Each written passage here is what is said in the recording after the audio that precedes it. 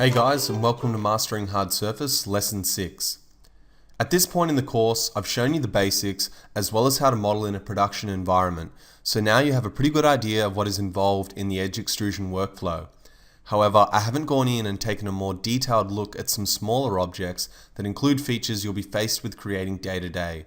So in this lesson, I'll be adopting the same approach I used in my Hard Surface Essentials tutorial and begin breaking down some of these examples for you. A few of these are ones I personally wanted to cover, and others are direct responses to requests I've gotten via email. So if you've got your own request for topics like this, I'll extend the lesson into 2 parts and focus on your own ideas in part 2. So just send me an email if you've got something you'd like covered, and I'll do my best to fit it in. As you can see, I've already prepared a few objects for us to recreate. All of these include features I commonly use in my own designs. And early in my career, I created objects like this, mostly for practice and to increase my speed. But because of their simplicity, there's really awesome potential for reusing geometry like this in more than one place. So in later lessons, I'll show you how you can merge items like this into larger models and quickly increase the detail and overall quality of your designs. The first piece we're going to create is a bit of inset detail into a flat panel. You'll often find details like this on sci-fi guns or doors or anything kind of industrial where you've got panels that have little insets like this. In order to complicate things a little bit further, I've made sure that it's angled on the inset, so you can see up the top left it's nearly flat, and on the right it's inset further. So to first create this piece, I'm just going to create a flat plane that's roughly the same size. And while I'm doing that, I'll just let you know that I'm not going to go in and recreate these exactly. So I'm just going to loosely base it around the ideas I've got up the top here. So the first thing I've done is I've created a plane, and I'm just going to assign the correct material. The next thing I want to do is convert it to an edible poly. So at this point, the surface is totally flat, and this is where you should probably consider how you want your inset to look, because after you've done the bevel in, it's going to be very hard to tweak that geometry vertically because of the angle on the inset. So make sure you've got it right here first. I'm just going to swap to vertice mode and use the cut tool to just loosely cut a similar shape.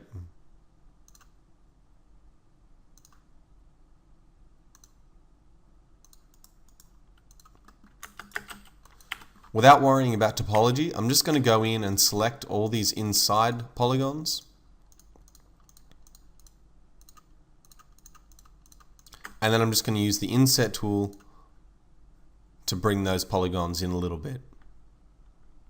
You can see here as I'm doing that, there's a little bit of a problem in some parts of the geometry.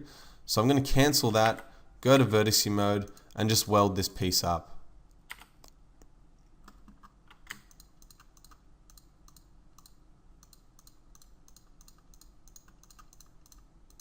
You want to try and avoid vertices being too close together, because sometimes when you inset them, they can overlap. So once again, I'm just going to inset this. And at this point, I can start worrying about kind of cleaning up some of this messy topology here. And because the surface is going to be flat, you don't have to keep things flowing perfectly.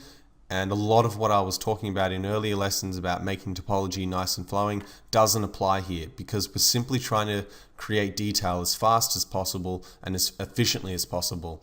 And as I've always said, if you've got a flat area on your mesh, the topology doesn't matter at all, as long as it's kind of nice around the areas where you need to harden that off, which I'll get into a bit later here. So using the target weld tool, I'm just going to fix up some of these inside points and get rid of these triangles. If you end up with areas like this, feel free to just remove it and deal with a 5-sided point. On the outside of the mesh, we need to make sure that any unterminated loops get terminated off. So just using the cut tool, I'm just going to quickly pull those out.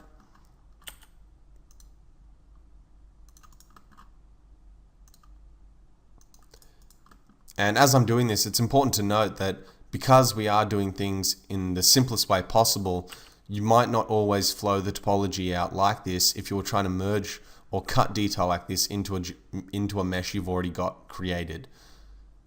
But because we're dealing with a flat plane, none of that really matters, and all this topology flowing out at the edge can just be done however you like.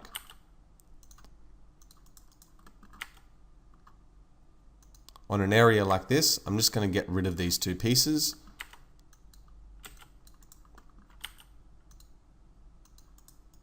Because once again, those flat areas simply aren't going to matter.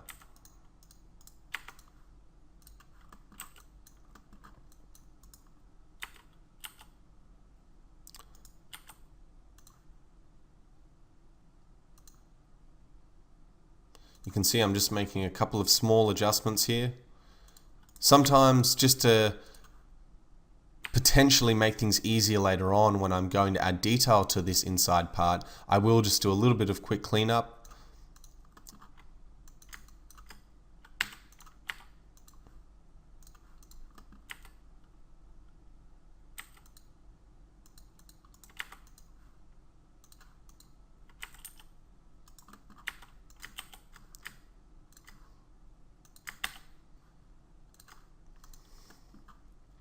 So we're starting to clean up this inside area, and at this point it's probably a better idea to add any details you want inside this part now as opposed to adding them later when you've got that angled surface, and it's going to make things a little bit harder to keep things clean. Things like circles and little design features you might include. So at this point what I'm going to do is I'm just going to select a couple of areas to add some inset detail. I'm just going to inset that, and then using that tool I showed you earlier, the regularize tool, I'm just going to create some of these circular insets. If you don't have enough geometry, and I always recommend having 8 points when you create circles, because if you have 6 it won't be a perfectly mathematical circle. So feel free to cut in your own edge loops in order to support detail like this.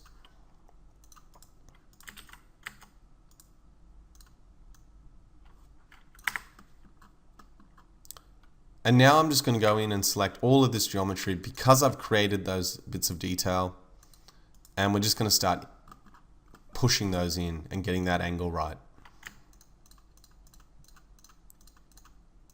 Now there's a little trick I like to use here, and rather than just rotating flat like this, you'll see now that the edge loop, this edge here sticks out of the surface. In order to avoid that, I just want to change the pivot of where I'm rotating from.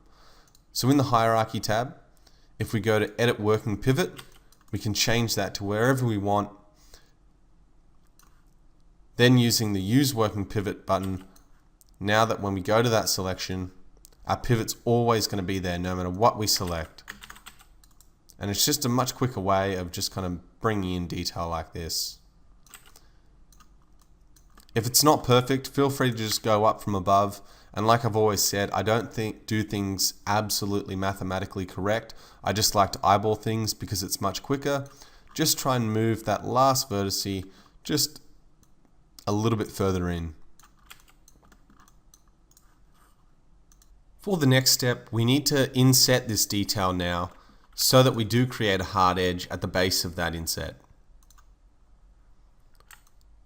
Feel free to keep it whatever distance you want. This will gauge how hard this rounded area is. And if I just cancel this and add a turbo smooth on top of the geometry, you'll see that as I'm insetting, the closer I go to this edge is the harder it becomes. When I'm modeling, I usually like to do things a little bit softer than most people. And the reason for that is because when I go to render things, all the edges pick up really nice highlights.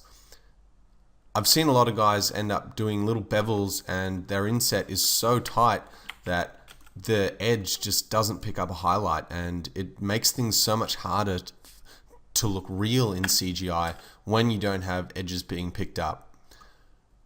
Because we're dealing with anti-aliasing in render engines, small corners and things like that are often a lot more harshly visualized than if you were taking a photo of the same object. So that's why I always like to just do things a little bit wider.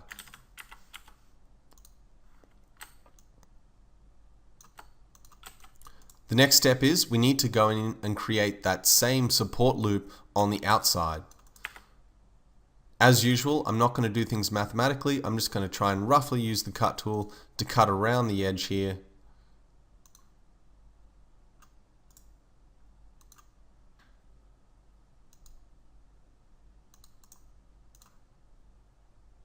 Without worrying about the topology mess we're creating while doing this, because that'll be the next step in cleanup.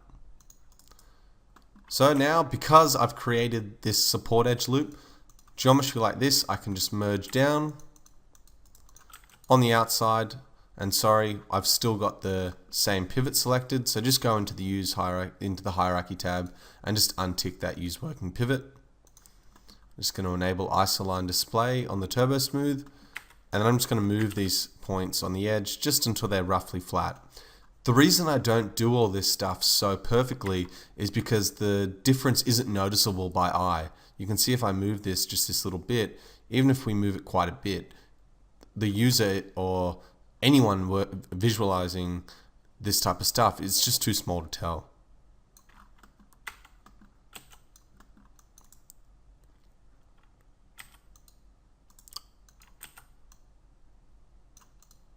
You can see there, I've turned on the edge snap toggle just so that we're not coming off the rails of that loop. And then I'm going to do the same thing I did up here and just merge that point in.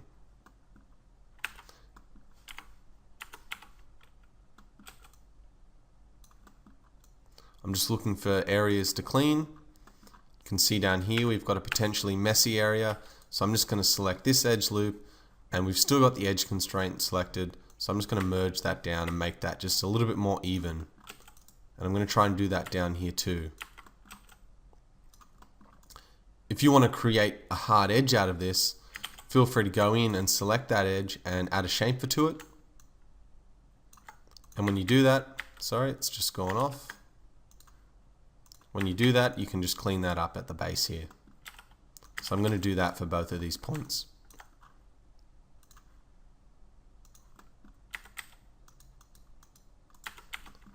Now that edge, because we use the same chamfer setting, has the same hardness.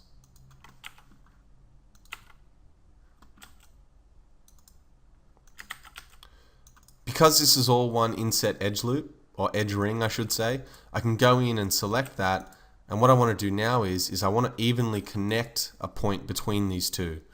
But if I use the connect at this stage, you'll see what happens is, when I set it to 2 segments, the difference in spacing between down here and up here isn't exactly aligned. So what I'm going to do is I'm just going to select that, accept that, select this edge loop, with edge constraint toggle selected, I'm just going to move it forward and then move it back just a little bit. I've shown you that technique in earlier lessons, but once again you can use that a lot to do things like this.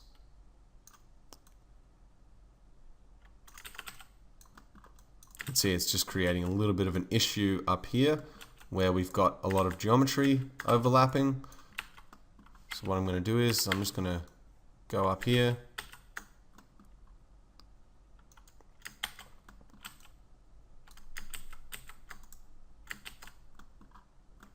and unselect these points and then pull them out. And now we've avoided that kind of pinch off. I'm just going to select this one point and just move that out just a little bit.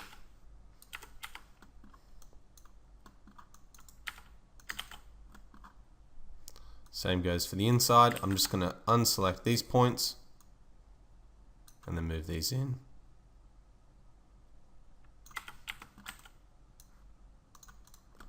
And now we've created a nice hard bevel on the inside, but still soft enough where we're picking up an edge. It's probably just a little bit too hard for my liking though. So I'm just going to move that out just a bit.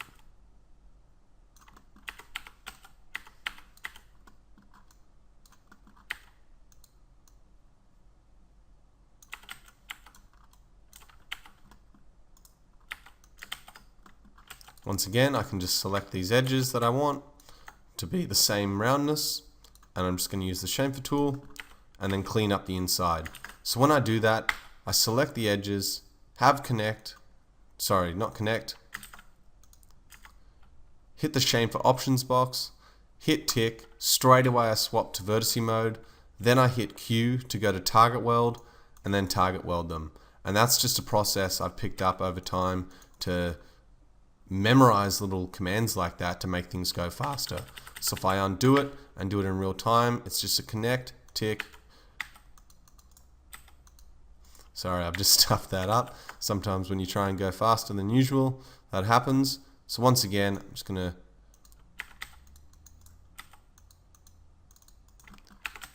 and there we've created that nice shape. It's still a little bit messy on the outside. So rather than keeping these triangles, I'm just gonna pull these up.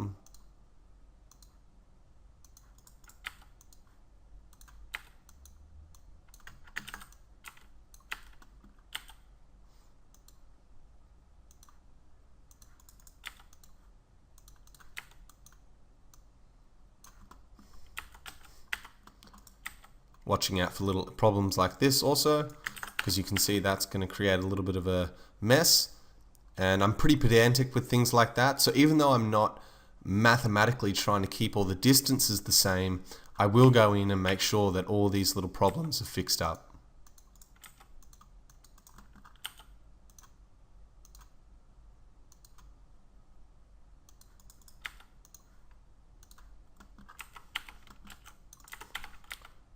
These inset parts, I can just go in and add some more details.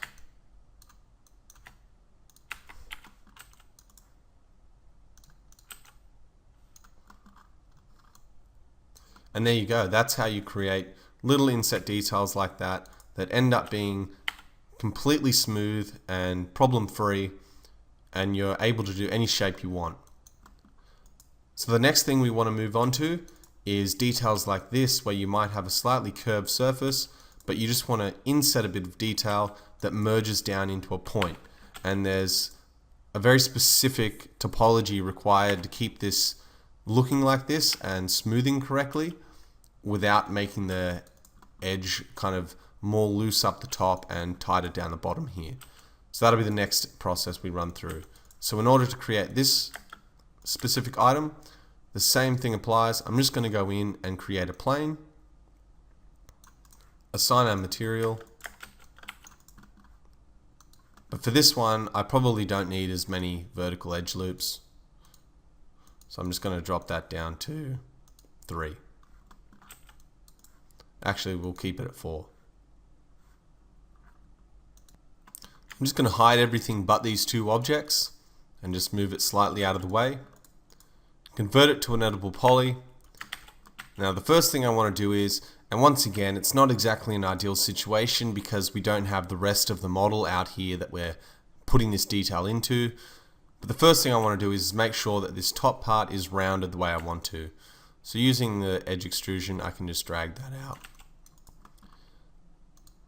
The next phase will be creating the loops to be able to pull in that geometry. So in order to do that, what I'm going to do is I'm just going to select these 2 and I'm just going to chamfer it. And then from here, what I'm going to do is I'm going to select this inside point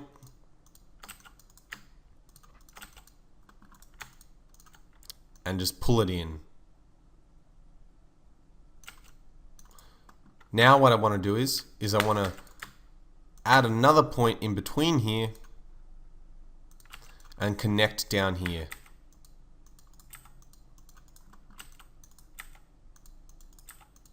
You'll be left over with some excess edge loops, so just select those. You can use the edge loop tool and just control remove them. Now you're left with 2 triangles that can be removed, and we've got the basis for our inset. The next step will be creating the support loops to create hardness here. So what I like to do is I select all 4 of these, do a ring select, and when I connect, I use 2 segments and just pinch it really close together. You'll be left with these excess loops that I just like to get rid of quickly. So I'll just select those and once again hit Control Remove. Now we've got our inset created, but it might not exactly be rounded the way you want. So what I like to do here is I get rid of these if I do need to go in and change the angle of this inset. So like I was saying, I'll select those loops, get rid of them, and then when I select these inside parts, I've got a much cleaner way to move those around. So now I can get it rounding backwards. But we're back with those two triangles again. So to get rid of those, once again, just select these inside edge loops or edge rings and connect those. And I'm just going to reset that by right-clicking those so we've got only one segment. Now I want to go in and select those vertices, and to keep things distributed a little bit more nicely, I'm just going to make sure edge constraints turned on and just pull those up. Up the top here, to create some hardness, I'm just going to connect an edge, pull it in, and then pull it out. Unlike other areas, now we've got a situation where that bevel we've just created, or that edge loop to create the hardness here, isn't evenly distributed up the top here. So I'll select these two and just move them in, without edge constraint toggle on, just to keep the distance between here and here the same all the way around. But like I was saying, because we can't see things by eye, moving them like this isn't that much of an issue. So now if I have my turbo smooth on, you should see everything's as low poly as possible. The point here flows very nicely into a hard area and doesn't cause any pinching.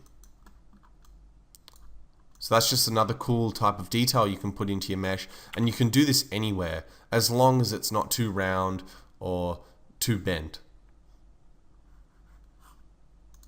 To further reduce the amount of edge loops you've got being terminated at the back here, what you can do is you can merge these 2 points together, just like we did up the top here. Get rid of the excess again, and then get rid of this point. However, on bendy surfaces, this isn't always ideal, and it can lead to a visible artifact.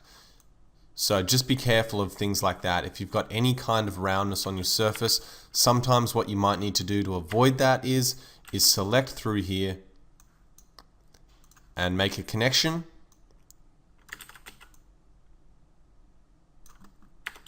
And then just add another little point in between.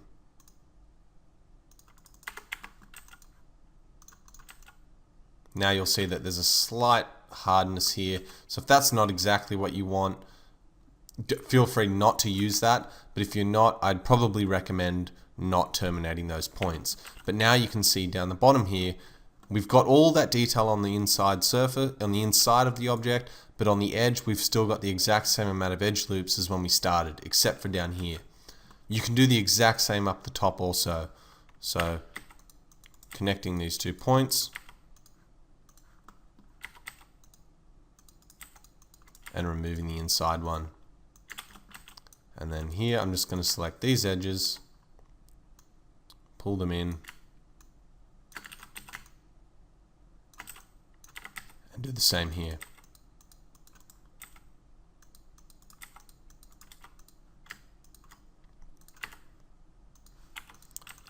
And there you go. So it's smooth from all sides. There's no pinching. And it's a really nice and quick way to add detail to your objects. So the next part we're going to create is rounded circular insets on a cylindrical object. It's a very simple method of creating circles in here, but it's just slightly different to what I'd usually recommend, where you are already starting from a fully completed cylinder. In this case, we're going to create detail on a flat surface and then bend it into the shape of a cylinder, which I think is a much better way of doing things in terms of keeping your geometry from looking like it's pinching on rounded surfaces.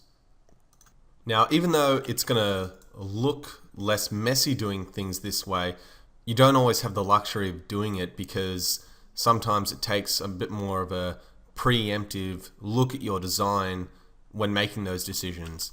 So to give you an example of how you'd create something like this, what I'll do is as usual, we're just going to start from a plane. And I'm actually going to keep this one a little bit more simple. Just make sure that it's the same width and you've got the same segments. So I'm going to use 2 segments and convert that to an editable poly. Now I just want to select all those points. Sorry, before I do that, I'll just assign the same material. I'm going to inset those 4 polygons, use my regularize tool, and pull it in. So the reason why I'm saying it's better to do things in a bend modifier as opposed to starting from a cylinder is because you wouldn't usually get the luxury of preventing this from pinching unless the corners of your geometry flowed vertically and horizontally, so that when it was bending around the surface, you were minimizing the pinch that was created here. For inexperienced guys, you're probably not fully aware of what I'm talking about, but rather than teach you the bad techniques anyway, I'll just run you through this step by step. So I'm just going to select these inside points, swap to border mode, and just do a small bevel on the inside. You can do whatever you want here, it doesn't matter at this point. It's just to demonstrate how this does work on these rounded surfaces.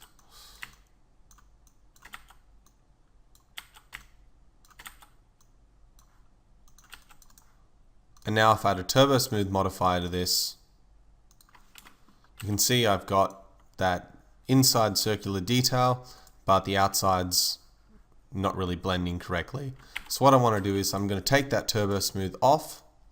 I'm going to go to the hierarchy tab and select effect pivot, and then up here in the snaps toggle box, if you right click that, it brings up an options box and gives you different options for snapping.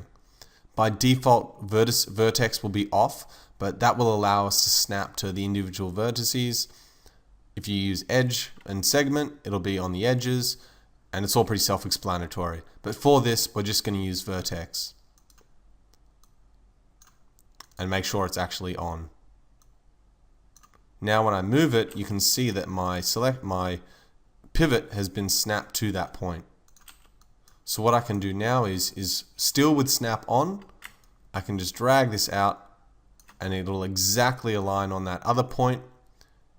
And now I just want to move out. Because we've already got 1, I want to make 15 copies, so we've got a total of 16 circles on the outside.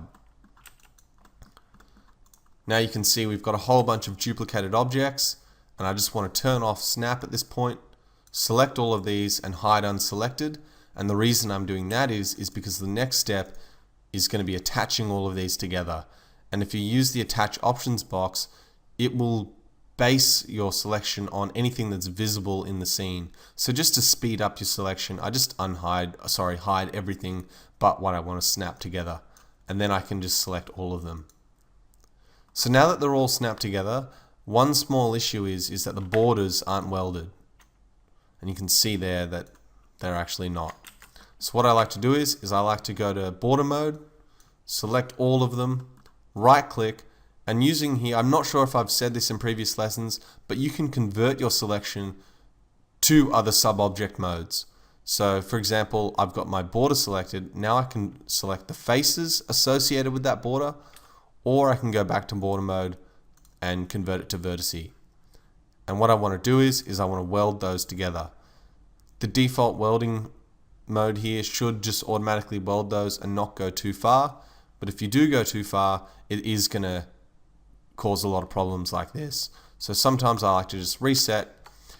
And with little dialog boxes like this in Max, if you hold Alt down, it will slow down by a decimal point the rate at which you're increasing that. So if I let go, you can see it's moving up like kind of 0.1, 0.2, but as soon as I select Alt, that same distance I'm moving makes things go up 1/10 the size.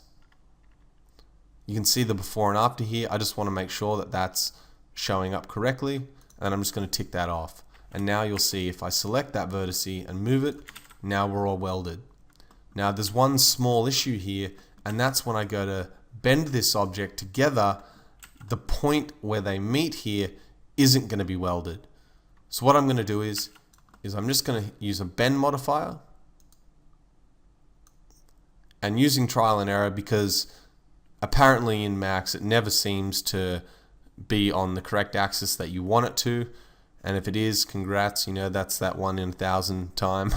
I find though that I usually have a 30% chance mathematically, but that never happens.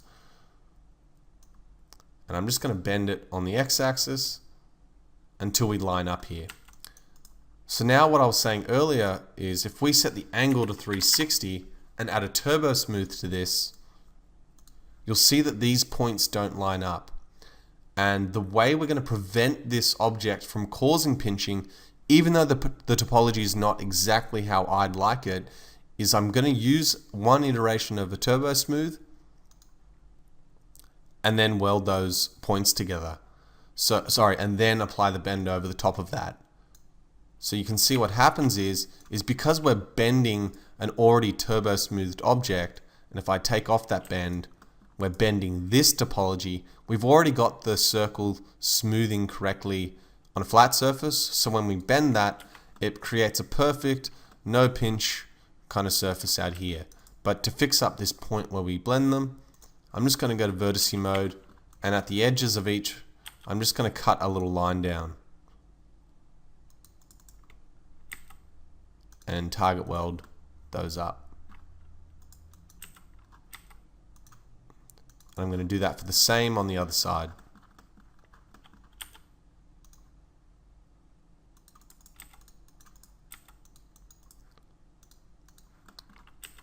Now when I bend, those points still line up correctly. So at this point, I'm just going to collapse the turbo smooth, and this is where you can see it's not completely ideal because our topology is quite high res now, but at the end of the day, we do have a perfectly smooth surface, and it does fix up a lot of those issues that you do experience when you already start from a cylinder. So I'm going to collapse the object, and on these points now, I can just go in and get rid of, sometimes it can be a bit fidgety, get rid of these points and control remove them.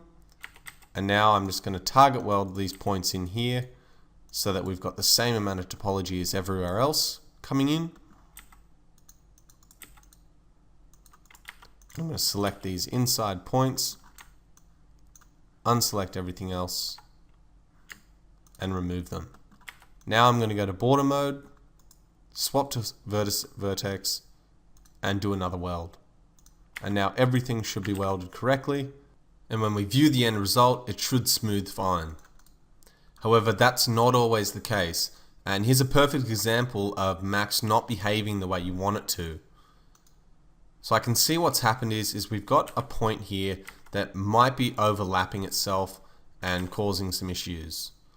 So in order to investigate that area, I'm just going to select the polygon and just try and figure out what's going on. You can see here we've got a point that's kind of overlapping, and it's causing some weird smoothing errors for Max.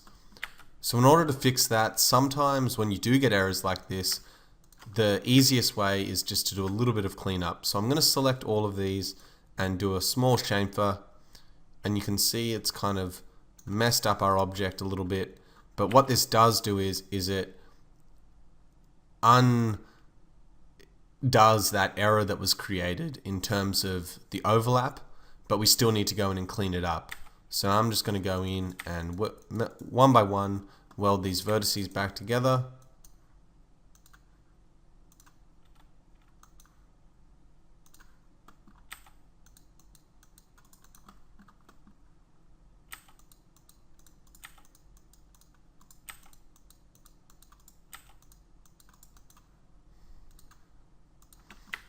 And now when we smooth, we've still got the issue down the bottom here.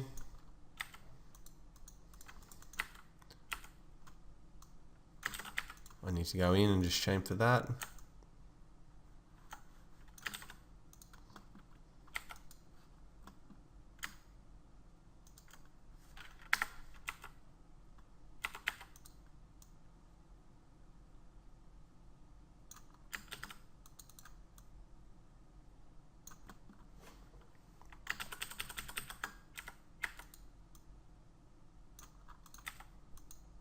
Still got an overlap.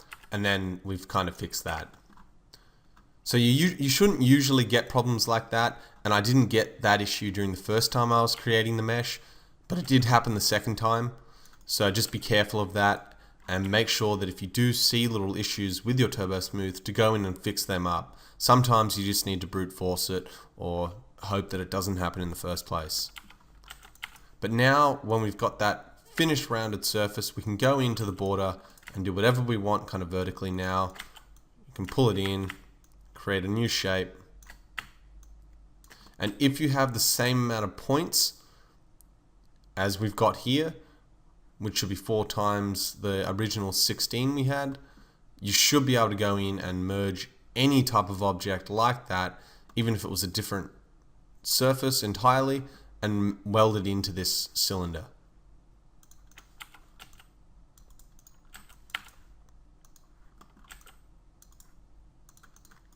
So if I unhide these two, I'm just going to rotate, I'm just going to center the pivot here and rotate this and just roughly scale it here.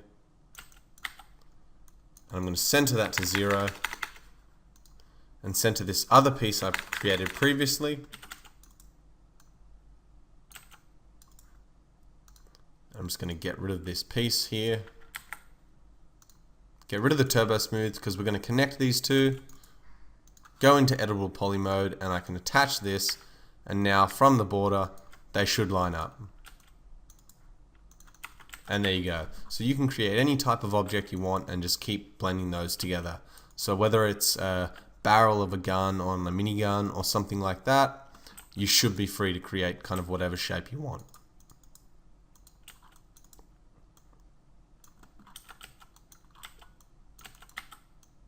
Okay, the next shape we have is a little bit similar to mixing these first two parts together, where we want to have a circular inset on a rounded surface, but going both directions.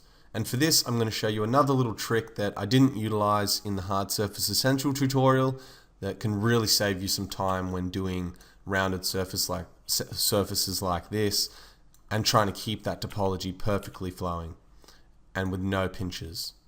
You can see as I rotate over it, the highlight remains pretty clean. It's not perfect. You can see if I go down here where these points merge, there's a little bit of a bend in it. But overall, when you're rendering something as small detailed as that from far away, you're just not going to notice it. And in all of my personal models, I've got similar tiny issues like this, but the overall way I construct them is to avoid visible pinching.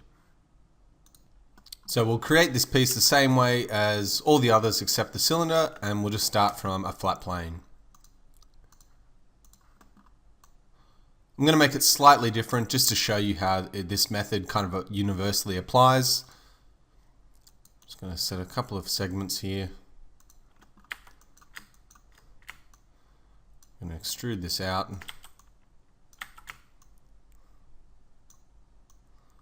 And then up.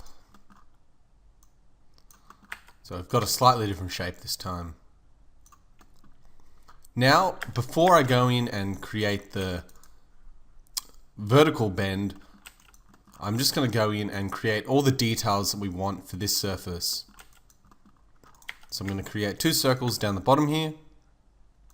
So first I just inset those 4 polygons. Then with all of them selected, I can just regularize both of those and pull it in.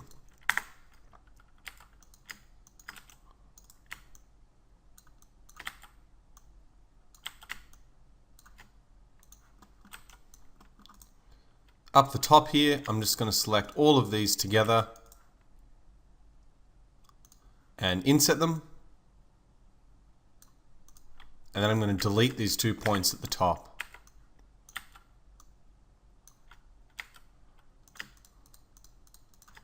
Just going to pull this detail in a little bit.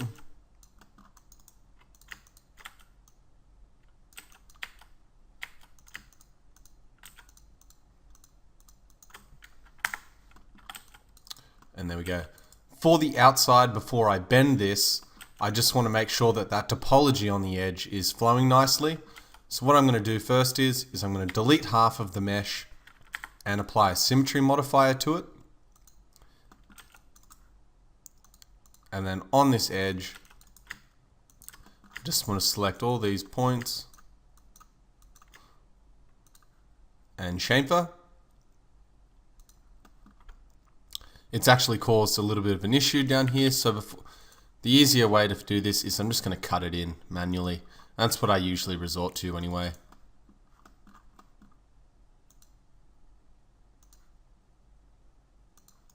When we get these triangular points, I can just weld those, select it, and then move it up. Same for here, and then just move it down. Just going to clean this point up, add the symmetry. I'm going to add a little bit of a edge here as well. And now what I'm going to do is I'm going to apply a turbo smooth to this. Actually, before I do that, I'm just going to delete these inside points. And now I'm going to add a turbo smooth over the top of these two. And from here, what I can do is I can put a bend modifier on.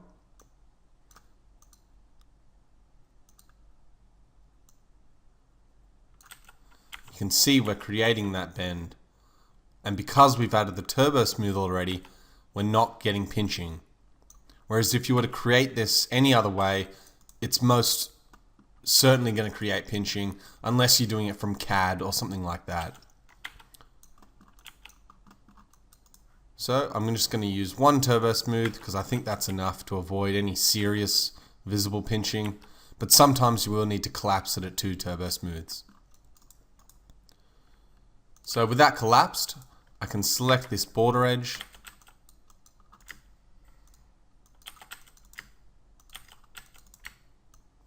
and pull it in, and because it's bent here, I'm just going to flatten that.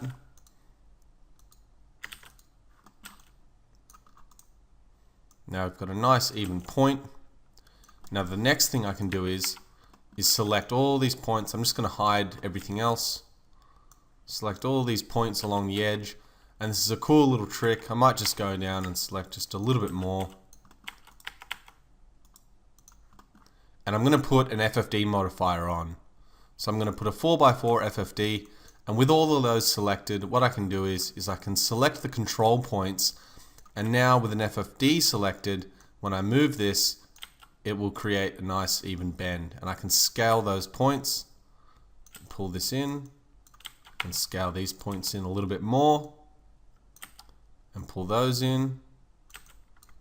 Maybe go back to the top points and just flatten those a bit and pull them in. And then I can collapse this. And because I've done it with an FFD, it's going to not cause any extra pinching because it's doing it evenly. So now, because I've bent these circles, they might be a little bit out of alignment. And in order to reduce some of that polygon footprint, I'm going to select these inside edge loops, select the borders, and just re-regularize those to create another circle. And I'm going to do that here as well.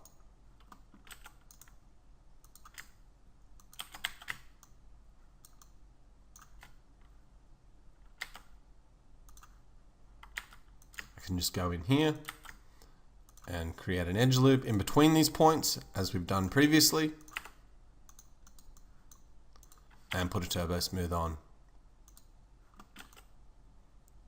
So it's created a little bit of a pinch there, and that's because I've regularized that. So if I just go back and show you what it's like without doing that, it should smooth perfectly fine.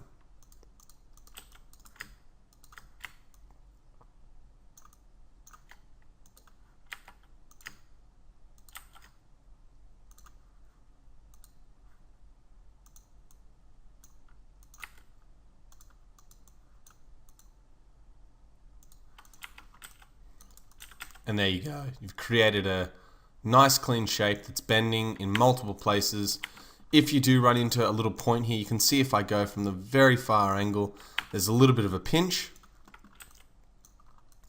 So in order to get rid of that, what you might need to do is connect in between these points, get rid of these,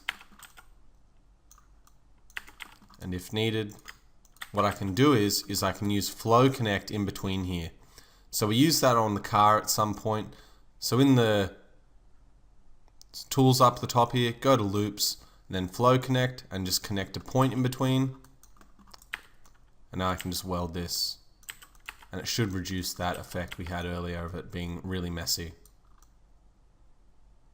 So there's another quick way to make shapes like that.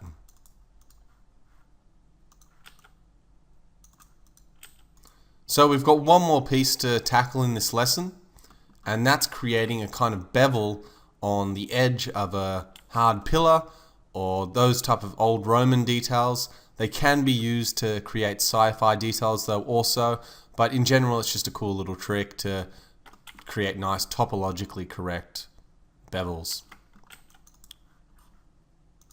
To start this last piece, I'm just going to drag out a box.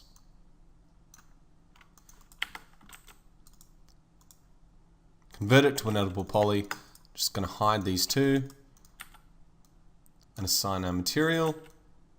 And I'm just going to delete these excess geometry. The next thing I want to do is extend out these points so that we've got an area to actually chamfer. And then using the chamfers option box, I'm just going to drag it out.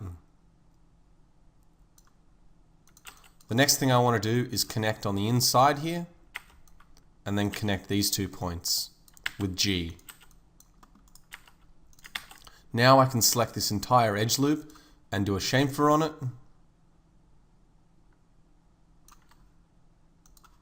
Then I can select these loops, do a chamfer on these, and for this particular loop, I want to add 2 segments. And what we'll be left with is these triangles on the inside here. So in order to get rid of those and create hardness on this side of the bevel, what I like to do is I just go to the vertice mode and just connect up, and you'll see as usual I'm not doing that perfectly. And I found even in my latest Octane test, just doing things a little bit not so perfect actually helps the realism, because when I was rendering the areas that I'd modeled absolutely perfectly, it just something seemed off. But then there was areas that I was rendering that had tiny little wobbles and dings in them, and they appeared to be a little bit more handmade and constructed. So for the same down here, I'm just going to vertice mode, and I'm just going to connect these points.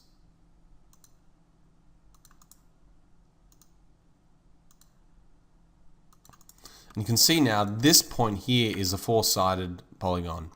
And if I really wanted to create like a razor-like hardness on the inside here, I could go in and add 2 more points. And if I put a turbo smooth on, I'll show you what that's doing. Now we've kind of got a bevel that's leading into this shape. Got a little bit of pinching here. And in order to minimize that, we need to go in and add some support loops on the inside.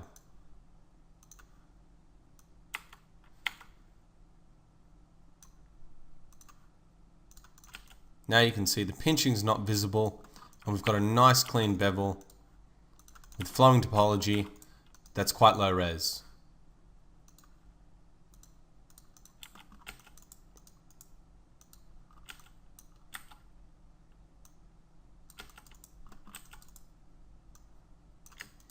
Let me just select all these things that we've created in the lesson. I'm just going to assign the same wireframe color. So that about wraps up the lesson, and I hope you can see the importance of creating small objects like this and little detailed items, so that when it comes time to including them in your characters and your designs, you've got a very good understanding of what works, what doesn't, and how to avoid pinching when you do include those small details. I always like to do things in kind of layers. So as you saw in our previous lessons working with the blueprints, the first stage is blocking out the main topology and getting that flowing correctly. Then we can start going in and refining some smaller details and cuts. And then the last step is doing things like this, where you are adding little bolt heads, rivets, and insets. I want you guys to keep practicing and possibly come up with your own, so that in the next lesson, if you do have any questions about how to create little details like this, I can fully cover it. Thanks heaps for sticking around for this lesson. This is the first free lesson in the course. For the guys who haven't subscribed and are just watching this as a free lesson, there's going to be over 20 lessons in the Mastering Hard Surface course. This is just one small little part of the entire course that covers a whole range of different subjects. But I hope you enjoyed the lesson, and I'll see you next time. Thanks heaps, guys.